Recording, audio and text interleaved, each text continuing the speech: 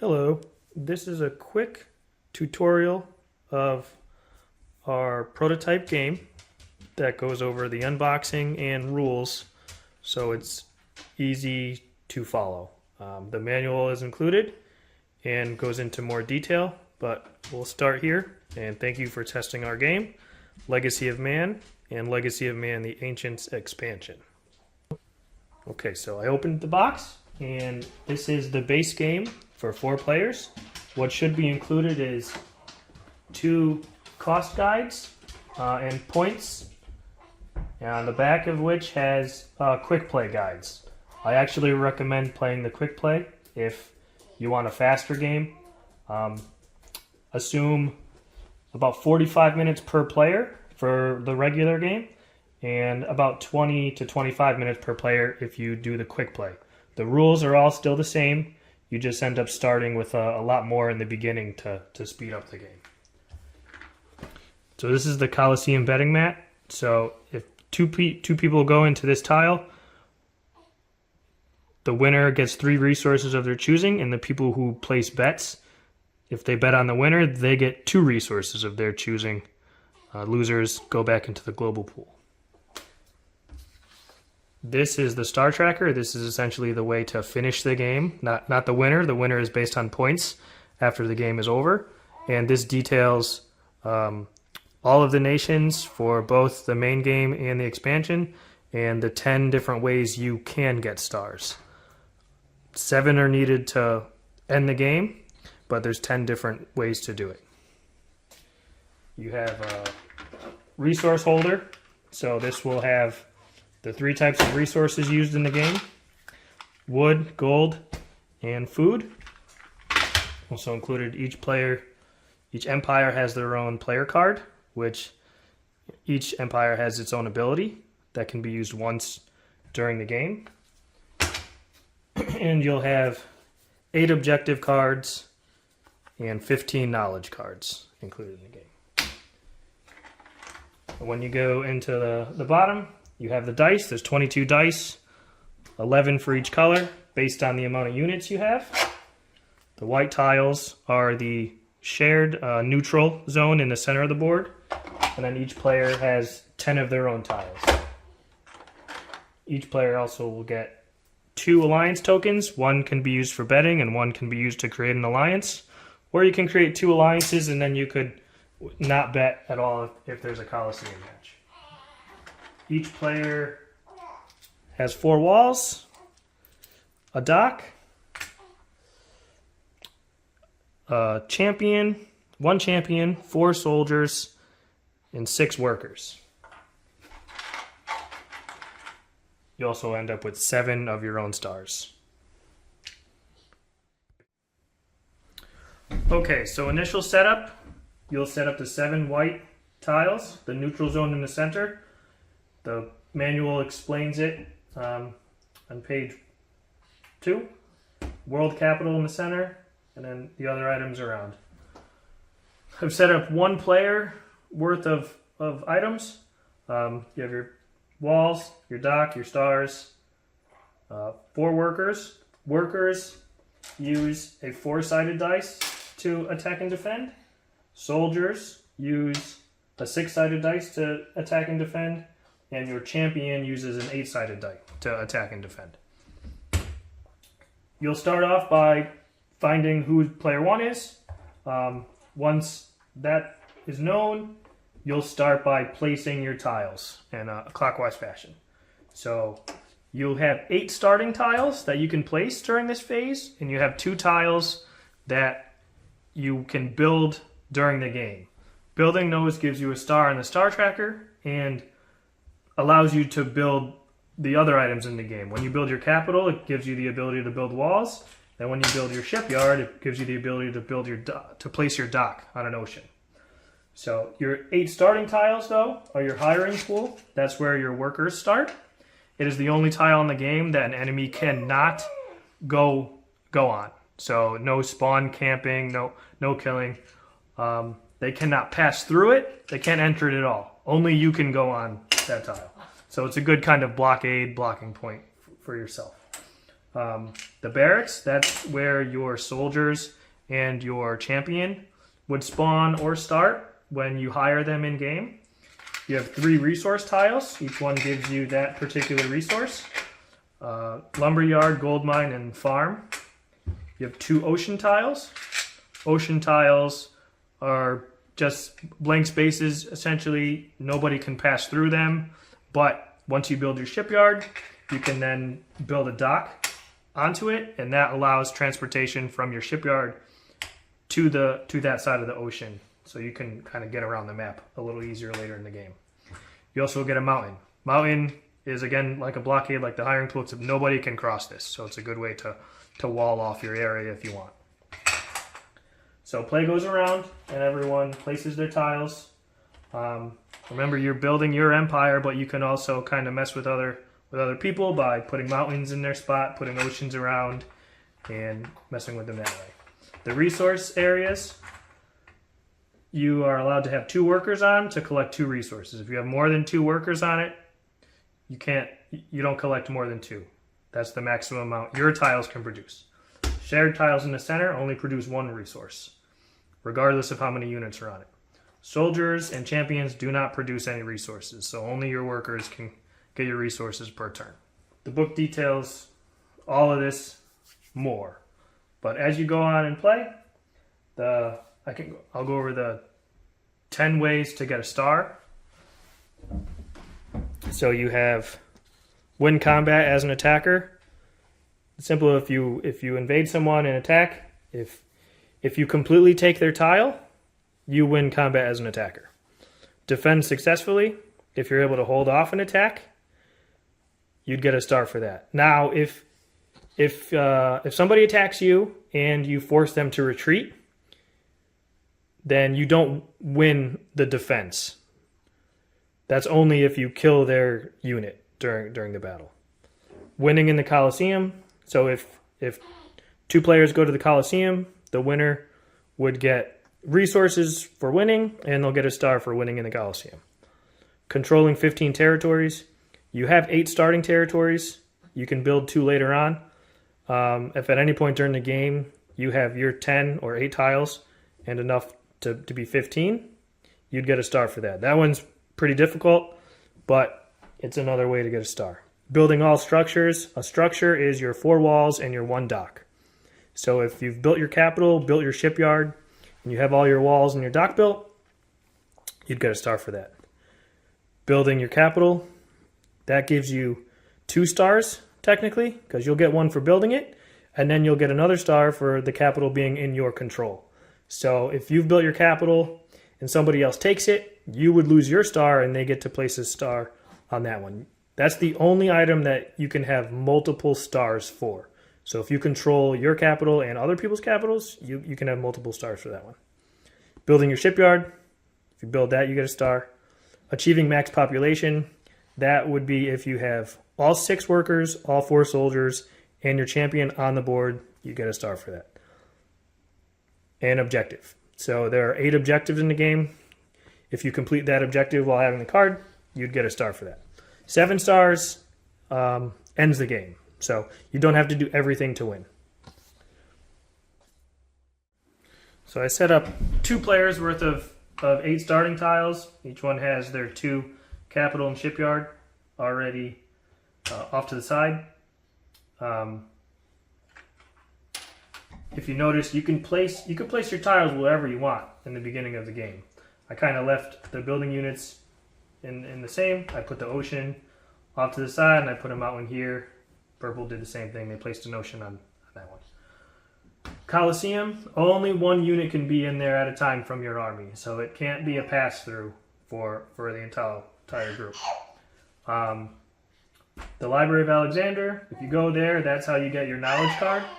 There are 5 different types of card abilities. The Grand Bazaar Trading Post, that's where you can get your objective, or you can go there and trade in resources for other resources.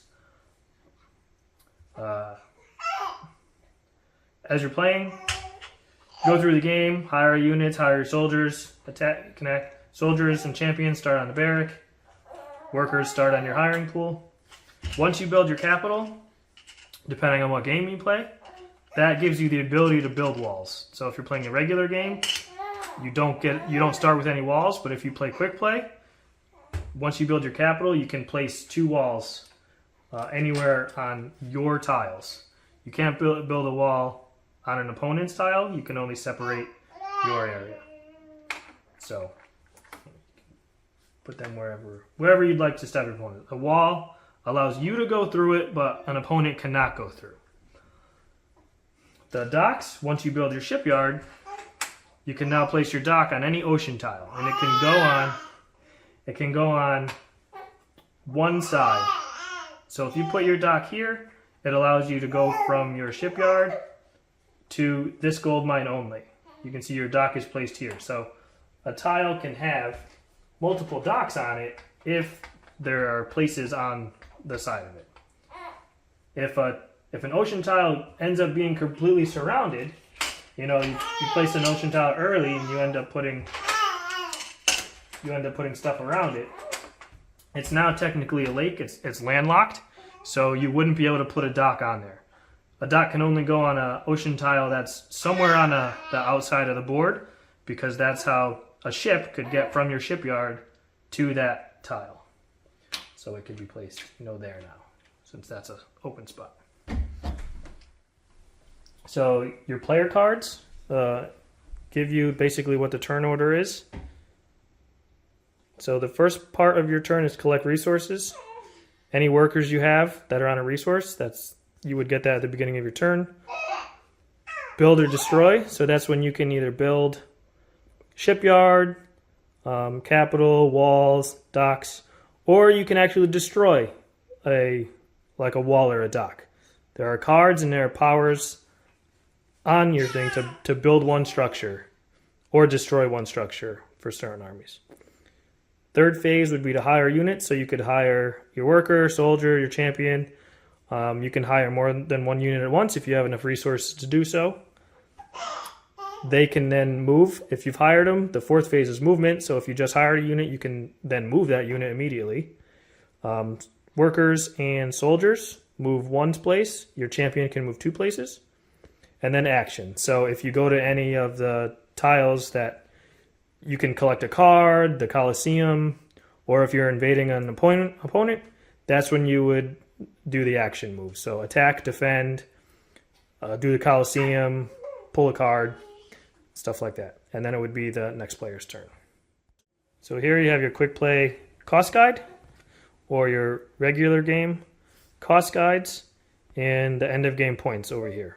So depending on which version you play, it tells you how much all the units cost, and on the 2 tiles that you have to build, the shipyard and the capital, they actually list what resources are required to build that tile. It lists it right in the top corner of it.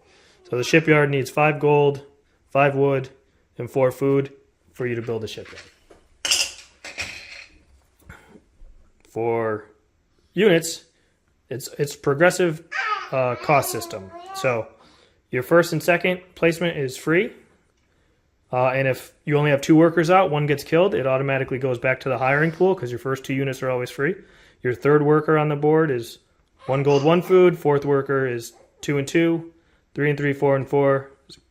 As you get to the final 6th worker, soldiers get 1 for free in the beginning. The second soldier is 1 of each resource. So if you only have 1 soldier on the board and he is beaten in a battle, if someone attacks you or you attack them and they're killed, they go right back to the barracks. You never have less than 1 soldier on the board. Champions cost 5 of each resource because they're worth more at the end of the game, and they have the 8-sided die. Wall and dock cost is in this area, and then end of game points. So once a player has placed their 7th star, the game ends, and you use this to add up all of the points to see who actually wins the game. Quick play is on the opposite side. The main differences are your first 3 workers are free, your first 2 soldiers are free, and your champion is free in the beginning and costs less to rehire as the game goes. Walls and docks cost a little bit less. You start with an objective and knowledge card in the beginning, And once you build your capital, you get 2 walls built for free right in the start. So the rules itself are all still the same. It's just a little faster version. Speed things up. I know a lot of people don't like very long games. If you have the expansion, this allows you to play with 8 people. There's no difference, but when you open up that, you don't have the Coliseum, you don't have a star tracker, you don't have any more cards for the game. You get 2 more, cheat sheet quick play guides because you have more players in it. You end up getting more resources because you need it for that amount of players. And that's it. They still have their own abilities that are not the same as the original 4. They are all still slightly different, so everyone is a little different on their abilities. And they're all color matched, so you can have up to 8 people playing at once. So that's definitely where quick play comes in handy when you have games of 4 or 5 or more players. We just played yesterday, and a game of 5 took us just over an hour after initial setup. So this video goes specifically over combat rules and differences there. We tried to give the defender more of an advantage in this, unlike some other games. And we've included 22 dice, since each player has 11 units. You could technically attack with all 11 at once on a tile. I'm sure that is rare and never happens, but we do allow that ability to have one massive attack or defense. So while this is not an attack-based game, you can actually win this game without attacking anybody. You would have to win in the Coliseum, but that's not really an attack or defense, as if you lose a unit, they don't actually die. But for those who like risk-type games and attack and defend, we wanted to include that in it. And we definitely think it's different that you could do all 11 at once instead of carrying on over and over. So I'll just do the worst case scenario. All 11 attack or defend. All 11 on the other side. So once you've rolled, you can just line up the dice, highest to lowest. Each dice represents a unit. So if you rolled a 1 with your 8-sided die, it would go all the way at the bottom. And if somebody rolled, 4 with a worker can kill a champion. But in this case, well, green did terribly. Green lost just about everybody. Except, at the end, they do have, red did get a 1, so they would tie 1 unit. So they wouldn't lose. They wouldn't lose the tile because they would lose 10 guys, but they would still have 1 left.